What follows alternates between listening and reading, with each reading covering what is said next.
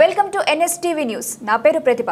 బులెటిన్లో ముందుగా హెడ్లైన్స్ చూద్దాం. ఎన్నికల సమయంలో పాదయాత్ర చేస్తున్న సమయంలో సంకేపల్లి బ్రిడ్జ్ తిరిగి ఇవాళ శంకుస్థాపన చేస్తున్నట్లు తెలుగుదేశం పార్టీ ఇన్ఛార్జ్ భూపేష్ రెడ్డి తెలిపారు. గత ప్రభుత్వం నాయకులు మాజీ ఎమ్మెల్యే సుధీర్ రెడ్డి ఎంపీ ఇబ్బంది పెట్టడంతో నిలిచిపోయింది అన్నారు. ఈ బ్రిడ్జ్ నిర్మాణం పూర్తవగానే 8 గ్రామాల ప్రజలకు మేలు చేకూరుతుంది అన్నారు. తిరిగి కూటమి ప్రభుత్వం రాగానే పంచాయతీరాజ్ శాఖ మంత్రి నారా లోకేష్, జమ్మలమడుగు ఎమ్మెల్యే ఆదినారాయణ రెడ్డి చొరవతో తిరిగి ఈ ఫ్లైఓవర్ బ్రిడ్జిని ప్రారంభించుకోవడం జరుగుతుందని అన్నారు.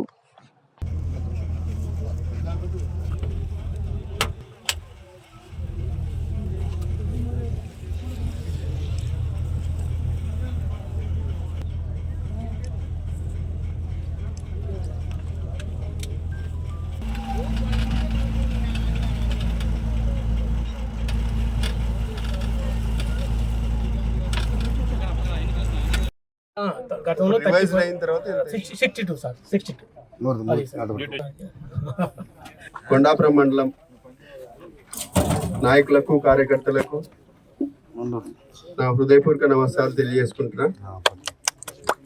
ఈరోజు ఇక్కడికి రావడానికి ముఖ్య ఉద్దేశం సంకేపల్లి బ్రిడ్జి రీస్టార్ట్ చేయడానికి వచ్చినాం.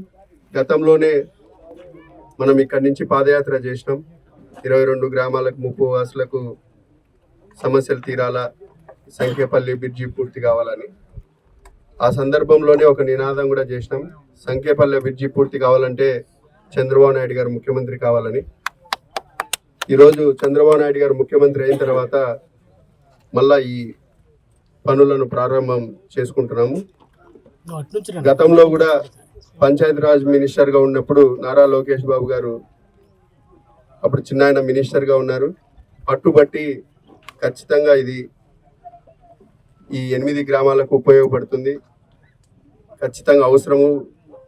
ఎప్పుడైతే వాటర్ నింపాల్లో 26 టీఎంసీలు ఈ గ్రామ ప్రజలందరూ ఇబ్బంది పడతారని చెప్పి ఆ రోజు చిన్నాయన గారు గట్టిగా పట్టుదలతో నారా లోకేష్ బాబు గారు పంచాయతీరాజ్ మినిస్టర్గా ఉండగా గట్టిగా మాట్లాడి 34 కోట్లతో ఆ రోజు ఇది శాంక్షన్ చేయడం జరిగింది.